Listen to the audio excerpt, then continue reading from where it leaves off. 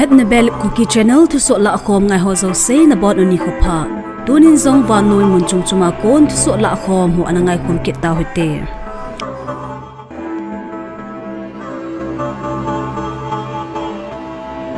Tuni December ni sim som la lin ho a ai mi time sa kon Thusoh Lahkhom ho Lok Sabha MP ahung kai do to kelan a Jania Parliament a atu se masa pen a Priyanka Gandhi vadra in Narendra Modi lam kaina BJP government na sata in asosar in hi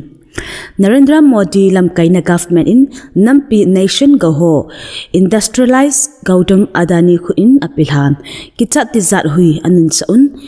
kamzalen na free speech thailo in alha ovin lunglei lo na phondo moke in akoi ovin opposition lam kai ho target abol un chule mipi in alhando government ho summangchan aloi hazi uvetin Priyanka Gandhi in Janin Parliament a alang samin hi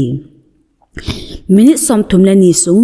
tabanga thu sei sung in apu Jawaharlal Nehru le api Indira Gandhi in India adinga anabol do ho ta alang na zong ane in hi Nehru min hi textbook hall le thu sein ho a jaw sa lo the hi ahin la India chamthat na ding le nampi simtup na nation building ding a apan la dan le ato adan ho wang su mil hoi a hi poi tin Priyanka in ase in hi ruling party member hon Patrisa Pals 2 Parliament a ase ji ubin ahin la tu phat present thu ase ngai po veti Nehru thil bol na se jing bang un tu phatna thu zong se uvin tu phatna gama dinga ipina bol u se uvin namo po u ipiham thirzo se Nehru mo po na hingam ham tin Priyanka indo na abol in hi Prime Minister Modi jong constitution masanga abo khom jingke in ahla sambhal hadras le Manipur akon vai homna di de a pen ogin ake mo sa jing e tin Modi na satain oi mo in hi India constitution hi sang ho ki vai homna ahi poi ti hi Aheloute lo hile kilometer jong seibe in hi Defense Minister Rajnath Singh in 1975 kuma emergency an thu a sejing ke in hichil su akon imacha ajil do mohamtin do na anai in hi BJP hon amho dema panghu agency chomchom mangchan asu thip ji uve professional apat politician chan in asu thip nom teng ulai ke sti lo abol khum ji vetin Priyanka Gandhi in ngo na anai in hi Joy United in ahung lungding December sim som lagup ni khole Joy United executive meeting ho ta khat akodan thulu khan ase in hi YMA complex muya venga di meeting a zawding a tribe bodies present chairman ho le executive member ni chi zawding a het sana Check you Joy United in abol hitin thulu chen ase in hi hichi meeting agenda la a Joy United su hat ding dan sai khom na le office bearer election nei ding zong Zawdan in akisai in hi Hetna chu Joy United hi akisim a statement of purpose chu relief lang to bau kisa hi ti ja political platform a needing a Kuki-Zo council KZC kisim hi KZC umzo a Joy United hi talo dinga mi tam ta in agyal hin ahil la tu a meeting a hin ko hi mi tam ta in a het them lo dan u ana phong do un hi Zofa Joner Thilut ki mudung zu in Chin State Stadium District Lenlang Mona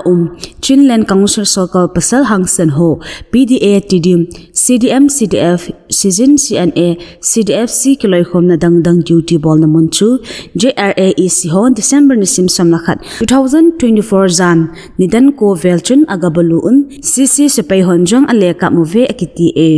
ki kaptun chu Jan nidan sam lakhat chan achilhan chizau in JRAEC si ho chu azam do ta ve tin thlut jin asai in hi Chinland Council Circle Pasal Hangsan ho chu akisukha ima umlodan in akisai in JRAEC lang chu akisukha umdan in akisai e Manipur Tourism Department Vetsurinui a Indigenous Peoples Forum in Agod Indigenous Peoples Cultural Festival ju Chadong Kamjong District nga Janin Manipur Chief Minister Biren in an ope Janikin a holim na Manipur Chief Minister Biren in Zania ki gong program chu phat so ta pat hung cheng khom Manipur Indigenous Community holding a melchi theita hi ati Manipur hi Indigenous mi ho a ahin pule pa ten gam sung hi chemjam la teng cha mang cha an hu hi Ichan hizongle Manipur government in Indigenous mi ho vem bidding adin pizing 18 and Biren in a say in he.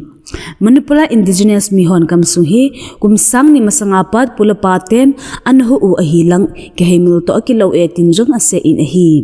Government in pula pate to sim history nung holding le to sim amun poimo historical site ho hold ding tup na in go to hills missions and upon the aim. Hitokin in state government in to sim to akimat na naimun ho vem bitle sim tup na himpanin Makel Heritage Park Selapati District Zong Rupees 6 crore lutna sa ahitin and Biren in asa in he.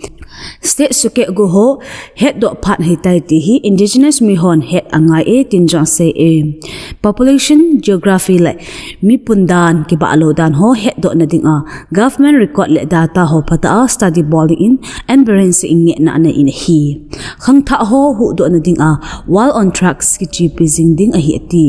Chule Kani le su sit na pang Panla Manipur Police Assam Rifle CIPF CSO le volunteer ho patana thu apong in hi monuments of ages kiti Ukhrul-Kamjong and Biren in attenso in hi janiki na minister governance Thusoh Susindro lai sangthem Khasim Vasum chairperson MBOCB K Sarat Kumar Chadong Hetman Kuki-Zo Kasar Secretary Tourism and Prevent Tourism Director W. Ebohal Singh le officer tamta anulha uve. Alangkana Kani lay ekal zakhat la som a len su set hi na ban a Kani lay laya umbu hard gate su set hidan Manipur Chief Minister Biren in social media post abol a Police Forest Department Assam Rifles le District Administration kitho in Ukhrul District Kamasom here ranks a Kani lay ekal zakhat la som a len su set hin hiti to kimanin FIR khat jilut na hitin and Biren in social media post abol a chule hiti Kani lay su si apang Assam Rifle ho pa cha na Thusoh and Biren in post abol achun azaw in hi. December na simsigi ni Huchun Kamason ranks ahin Kani lay somtum ekara le su sit na hin mili chunga azang FIR jilut an hi e. Het te chu government report dung zuya Law Enforcement Agency chomchom in 2017 like 2024 ki ka asung in district somna ni a Kani lay 19,13,560 ekara land an susi hichi report here planning department nui a Manipur Remote Sensing Application Center MARSSC in asim hi hichi kin gon thil so ha kon mudo thaichu kuki le meite gal tol a chaina ding ngai to sanga thuno bautam sanlai ta chi khat nam khat ki sim tha lowa Indigenous festival kin gon ke mang ki ti hi kuki chate dinga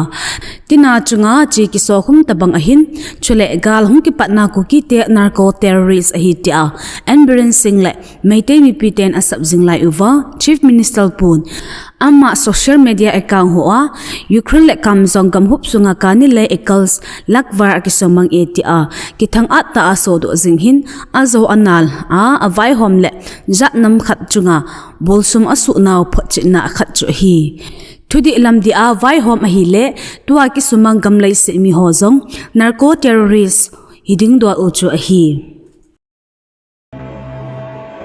dunya ding in Thusoh ichan in akichai tai Thusoh tha imu ki ka ovin na bon un mang phalu chibe